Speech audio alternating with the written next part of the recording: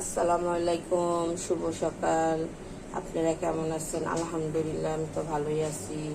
নতুন একটি ভিডিও নিয়ে আসলাম, ভিডিওটি দেখতে থাকুন। বিসমিল্লাহ, ভাতটা বসাই দিচ্ছি।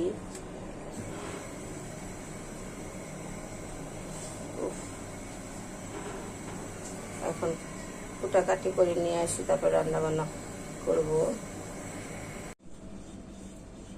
সবজি কাটতে আসলাম। এই হলো ভেন্ডি, এই ভেন্ডিগুলা কেটে নেবে, যে এগুলো ভেন্ডি বা ঢেঁড়স বলে। আর এটা হচ্ছে বেগুন। বেগুন দিয়ে আজকে রুই মাছ রান্না করব। বেগুন কাটবো, ঢেঁড়সগুলাকে কেটে নেই।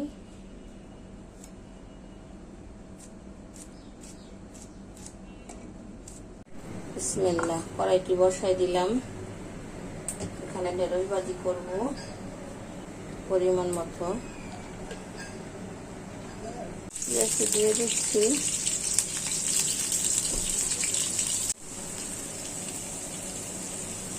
সামান্য একটু হলুদ দেব,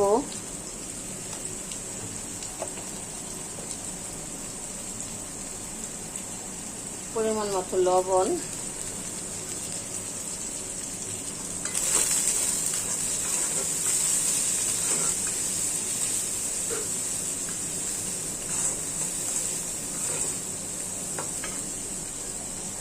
এখানে আছে ঢেঁড়স, কাঁচামরিচ, এগুলো দিয়ে দিচ্ছি। বিসমিল্লাহ বিসমিল্লাহ, কড়াইটি বসাই দিলাম। এটার মধ্যে রুই মাছ রান্না করব। তেল ছিল আগের, আর একটু তেল দিয়ে দিচ্ছি। পেঁয়াজটা আমার ডিপ করা ছিল তো ফুলতেছে না। পেঁয়াজটা আমার ভেজটা করা হয়ে গেছে। এখানে আছে হলুদ, মরিচ, লবণ, আদা বাটা দিয়ে দিচ্ছি।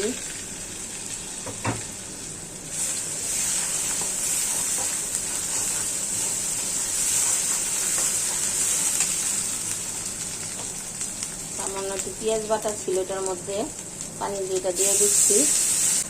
মশলাটা ভালো করে কষানো হোক, মাছ ছাড়বো। মশলাটা কষানো হয়ে গেছে, তেল উপরে আসছে, আমি মাছ দিয়ে দিচ্ছি। মাছকে আমি কষায় রান্না করব, ভাজবো না, কষায় উঠায় রাখবো। বিসমিল্লাহ, আমার মাছগুলো কষানো হয়ে গেছে। এখন এটা আমি নামিয়ে ফেলবো।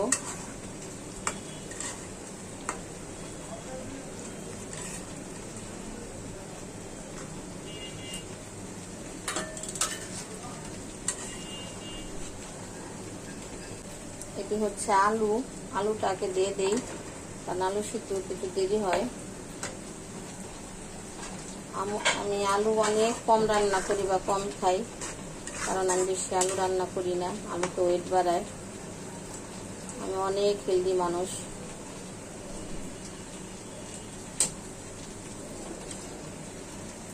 পানি দিয়ে দিব, পানি দিয়ে সিদ্ধ হলে বেগুন দিয়ে দিব।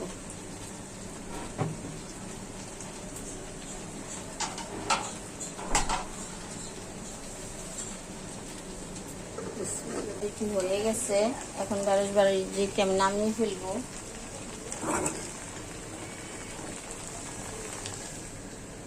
দেখি আমার এই তরকারিটির কি অবস্থা।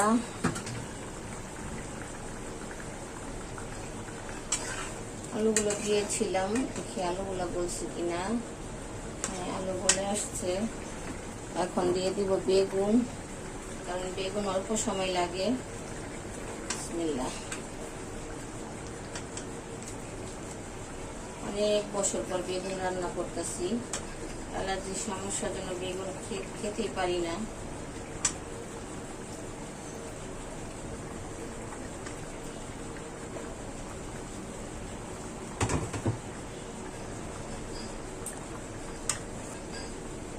বেগুন তরকারি যে কোনো মাছ দিয়ে রান্না করবেন, অনেক মজা। কিন্তু বেগুন তরকারি কি সমস্যা, অ্যালার্জি। আচ্ছা, এটা গলুক। আমার সবজিগুলো সব গলে গেছে, বেগুন গলে গেছে, আলু গলে গেছে। এখন এই মাছগুলো দিয়ে দিব।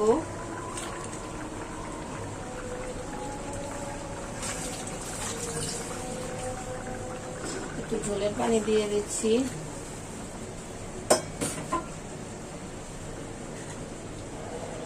আমি এখানে মরিচ হলুদ ব্যবহার কম করেছি, কারণ অনেক গরম, এখন ঝাল খাওয়া যাবে না।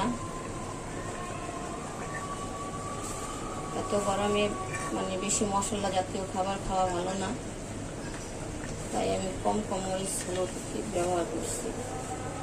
এখানে আমি একটু ধনিয়া পাতা দিয়ে দিব।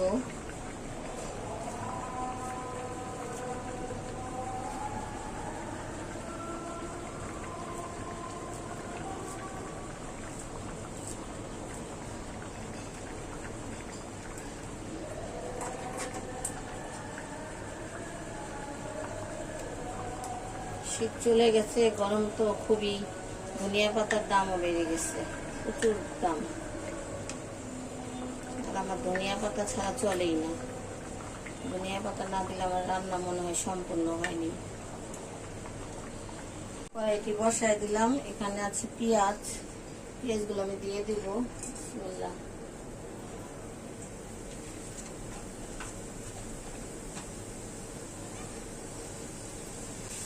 দিয়ে দিচ্ছি তেল।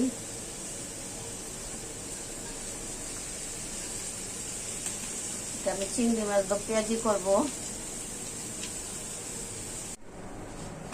পেঁয়াজটি বেরেস্তা করা হয়ে গেছে, এখন আমি দিয়ে দিব চিংড়ি মাছ। বিসমিল্লাহ। চিংড়ি মাছগুলো দিয়ে দিচ্ছি, একটু লাল করবো তেলে। আমার এখন আর একটু তেল লাগবে।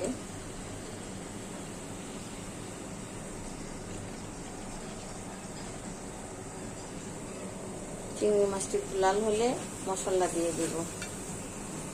আলাদা করে ভাজলাম না, এটাতেই ভাজা হয়ে যাবে। চিংড়ি মাছটা আমি একটু ভেজে নিয়েছি, লাল হয়ে গেছে। এখন মশলা দিয়ে দেব।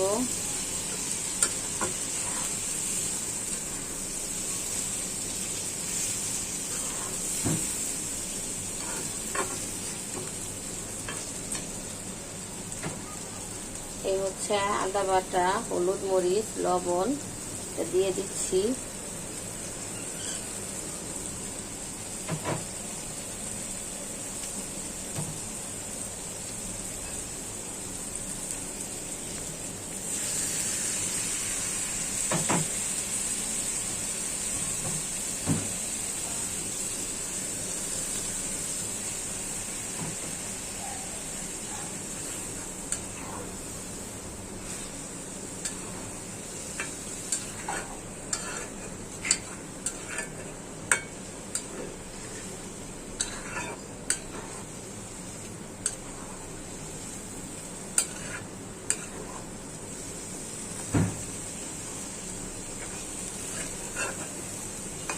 কেটে নিচ্ছি, আমের ভর্তা বানাবো।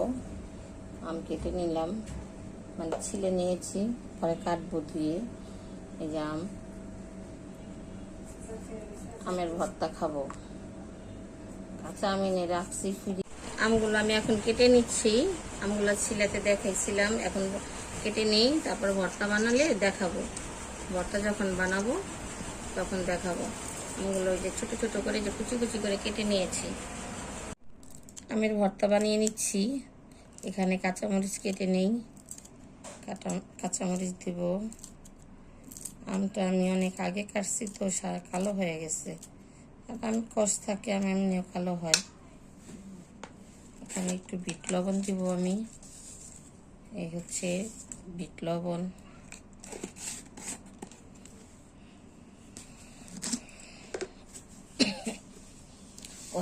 রাইতে তো লেবু পাতা পারা যায় না মা। এই হচ্ছে চিনি।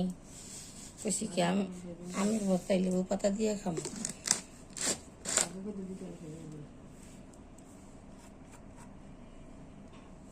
এটা হচ্ছে কাসুন্দ না, এটা হচ্ছে কাসুন্দ। এটা বেশি দিলে তিতা লাগে আমার কাছে, অল্পই খাই। এখন দিব মাখা, ভালো করে এটা মেখে নেব।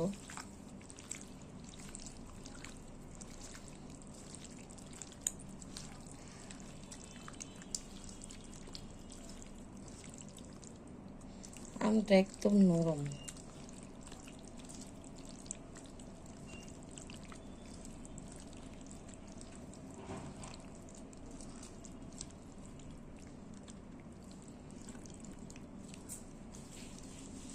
দেখি তো লবণ হয়েছে কিনা।